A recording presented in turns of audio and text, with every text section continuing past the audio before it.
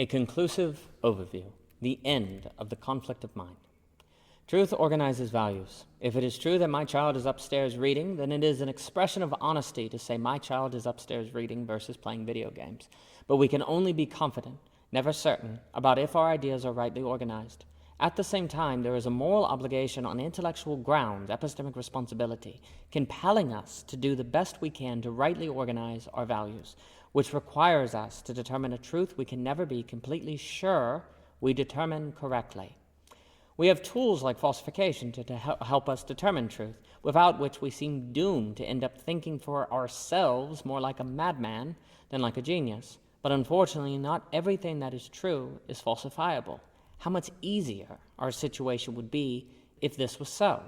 There are many truths which we require other epistemic and intellectual models to grasp, but it is rarely clear which models we should use, and thinking ultimately entails essential limitations we cannot transcend, rendering it incomplete if not downright useless in some situations, with the likelihood of uselessness increasing the larger and more complex the subject. But pushed by epistemic responsibility, political problems, and the like, we still have to make decisions about what is true, even regarding what thinking is ill-equipped to understand and establish values based upon. Thanks to the internet and globalization, we are presented today with infinite information, practically speaking. And over enough time, any ideas or systems of ideas that could be true, that lack internal contradiction, will be discovered implausible, and consequently they will be epistemically immoral to outright dismiss.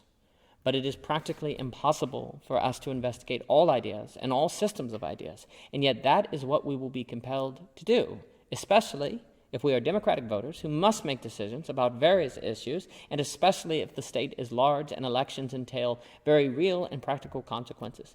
It would be one thing if elections didn't matter, but the twin development of state growth and internet place us in a double bind that only seems to tighten every year. This isn't to say we would necessarily be better off if the state grew and we had no way of knowing about it, or that we'd be better off if the state was small and the internet didn't exist, but it is to say we suffer a difficult reality, whether it's the best of all possible worlds or not. Please note, moving forward, that arguments made about a large state could just as well apply to large corporations or large systems in general. Additionally, in my mind, the state today is a corporate state, a mixed market. At this point, to criticize the state is also to criticize the market. As the internet expands, so expands the scope of information we feel epistemically responsible to learn. After all, if we could learn about X, why don't we learn about X? Likewise, as the state expands, so grows the range of the state's responsibilities, which will grow the imperative for us to be involved in politics and vote well. But the bigger the state becomes, regardless the ideology or party running it, the more complex its responsibilities, and so the lower the probability we will understand what we are voting for, regardless if we are voting on individual issues or for a representative to handle these issues on our behalf. As it becomes more important for us to be involved democratically, it becomes less likely that we will be involved well. If our ideas and worldviews feel too uncertain, which all of them are vulnerable to feeling because certainty is impossible, then we begin to feel existentially anxious, a condition in which totalitarianism can become appealing, as discussed extensively and belonging again by O.G. Rose. And the larger the state becomes, and the more the internet expands, the more we can feel overloaded, both with information and a responsibility to understand that information well, so that we are good voters, which we want to be, because what happens with the ever-growing state does impact us in very real and tangible ways. But we want the impossible. The responsibility is too great, and yet failure to do the impossible impacts us. We are penalized for failing to accomplish what could not be accomplished. We want to participate in something that impacts us, but we cannot fully understand the thing impacting us, as it probably can't fully understand itself. And so both alienation and helplessness can set in. Suffering unfairness that is a product of no one in particular, but rather of a system, the citizenship is not likely to respond well. If we are aware of the limits of thought, acknowledging those limits is integrated into our epistemic responsibility. So learning the limits of thought can help us avoid having our epistemic responsibility compel us to attempt some things that are epistemically wrong, impractical, and/or impossible. But just because we know we cannot understand X does not mean the state cannot be responsible for X and not make decisions about X on uninformed grounds. Our situation would be much better if it was impossible for the state to make decisions about what transcended knowability.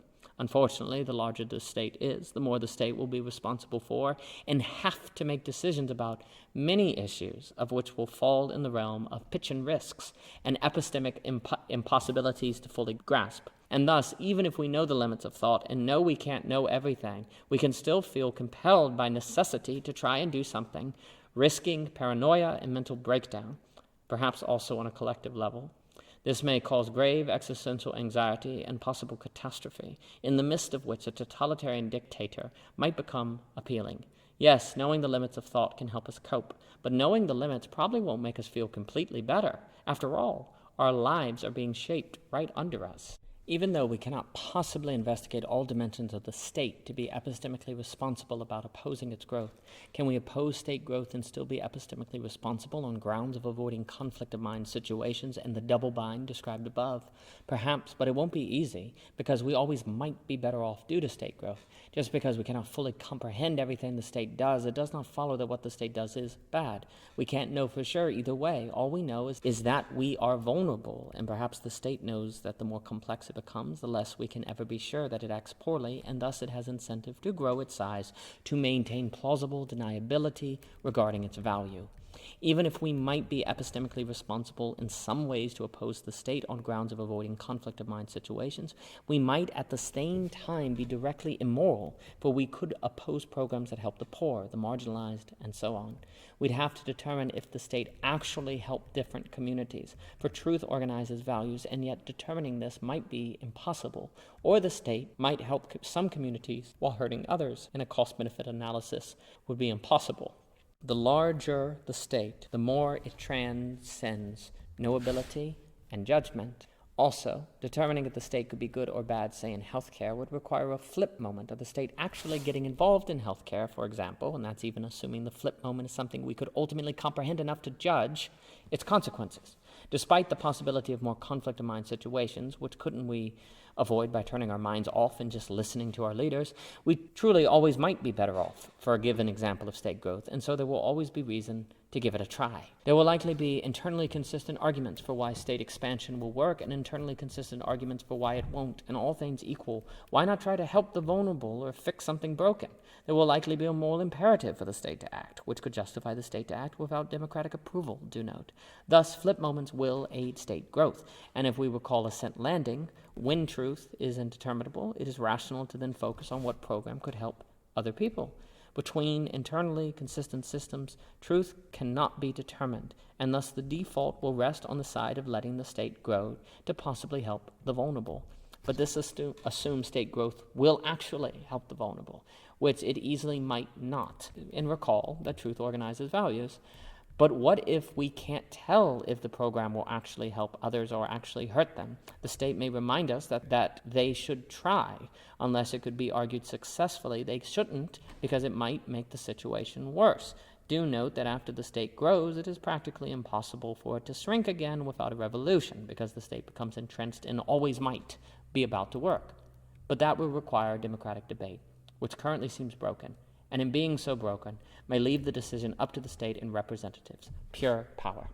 As growth of the state makes conflict of mind situations more likely, and yet simultaneously and paradoxically increase our need to be involved in the state, the essential limits of thinking will hinder democratic exchange itself. Even if democracy worked perfectly, under a large state, we would be facing an impossible task. But with democracy weakening, our task is even more impossible, increasing our existential anxiety and likelihood of giving in to the temptation of totalitarianism all the more. Why is democracy weakening, as polls suggest average people think in 2020?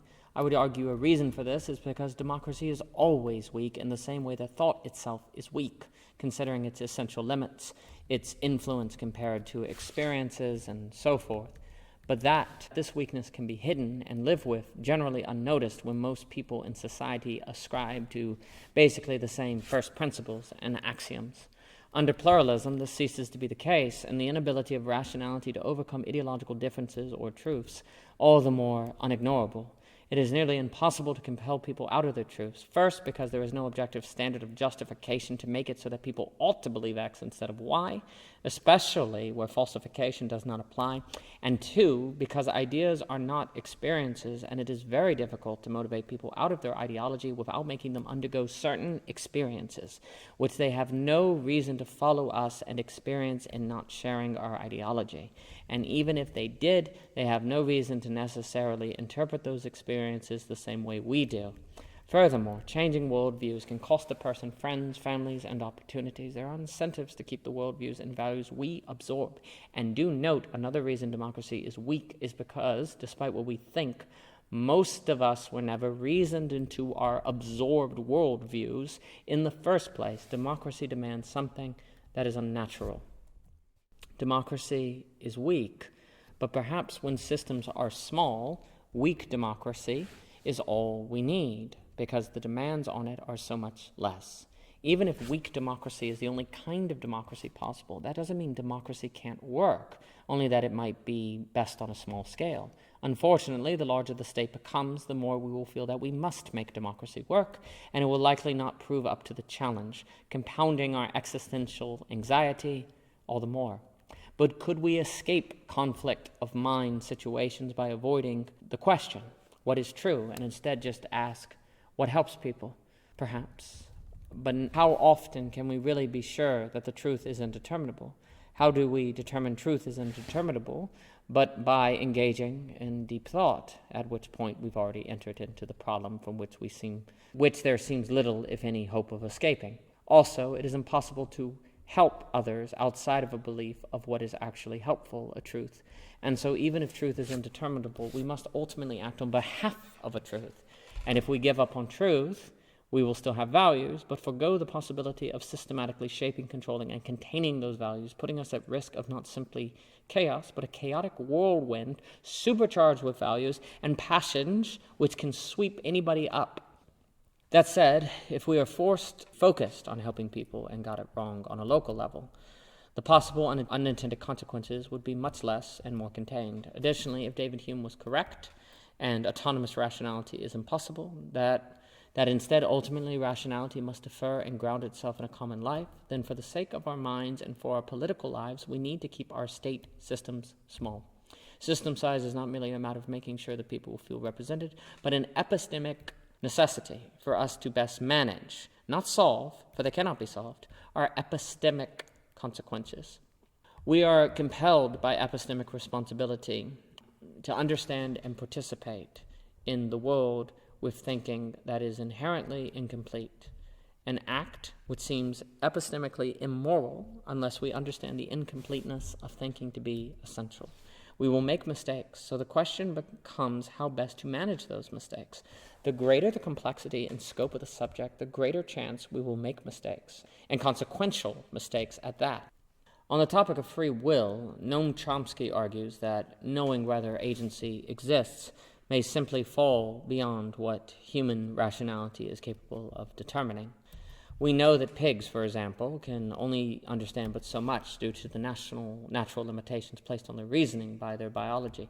But when it comes to humans and rationality, we seem to practically assume that rationality is not biologically limited, despite the evidence in nature that all creatures possess minds that are limited. Why should we assume that if we were comparable to angels, we too would not be so obviously limited? To higher beings, the dream of autonomous rationality is perhaps beyond laughable, and yet to us the myth seems sacred.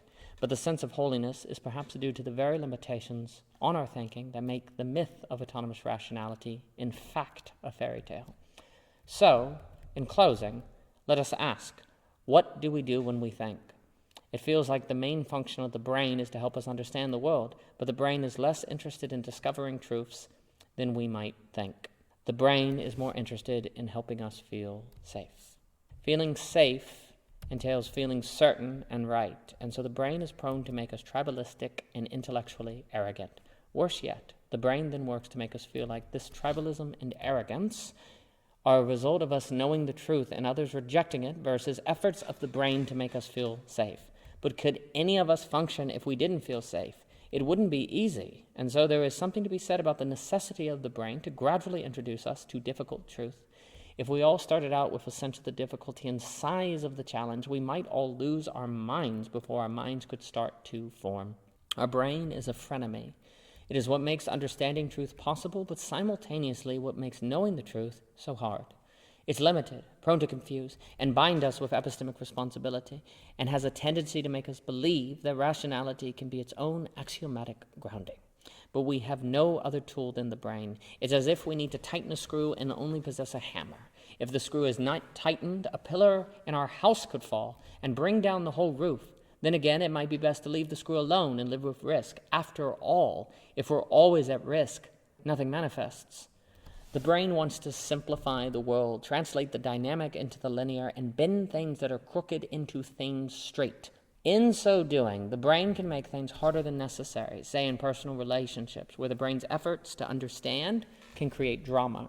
Harder and complex are not similes, though can follow one another, and the brain can increase difficulty by trying to make things simple. Certainly, the truth might be ultimately simple, but this wonderful simplicity should be found on the other side of complexity, to allude to Oliver Wendell Holmes. Unfortunately, the brain wants simplicity now, and rather not go on a journey, especially for something it already thinks it has, and especially considering that during the journey, life will start to feel worse and more complex before it starts to feel better and more manageable.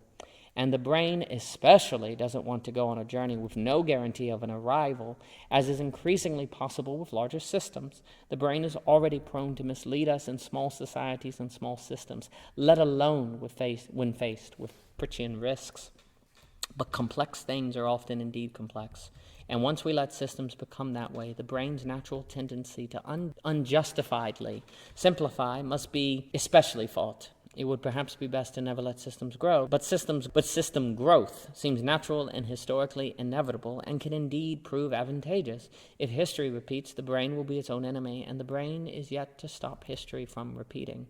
We only have one tool to change things with, and it's yet to work for long. If faced with a large state or system, the brain will likely attempt to simplify complexities that cannot be simplified, and work to avoid conflict of mind situations that can only be avoided through self-deception and the empty promises of totalitarianism. The larger the state becomes, and the greater the complexity the brain faces, the greater these temptations will prove, and yet if we try to face them, we may only find impossible problems and so suffer existential anxiety all the same. In closing, we have explored ways in this book that the brain and thinking are essentially limited. Knowing these problems, we will be better able to wrestle the brain and stop it from self-deceiving us. This is no easy fight, but is necessary. It's tempting here to discount thinking and rationality entirely and consider them broken and or corrupt beyond repair, but this would leave us vulnerable to totalitarianism through the banality of evil, general manipulation, and the inability to think for ourselves. The dream of the Enlightenment was an autonomous rationality that could reliably totalize society for the sake of evolving it. But if we decide to discount rationality entirely, we will be making the same mistake of the Enlightenment from the other direction. We will have not learned that rationality is essentially limited by treating it like either God or the devil. Indeed, if we abandon the dream of autonomous rationality and accept an essentially limited version of rationality, then in having placed reason within its proper bounds, a Kantian dream, it will be all the more useful to us. A world in which we think of rationality as entirely good or entirely useless is a world in which we are rational about rationality. The truth is, our minds are human. The brain is the frenemy, but if we know the games it plays, we might be able to treat it more like a friend and avoid being crushed between epistemic responsibility and epistemic impossibility.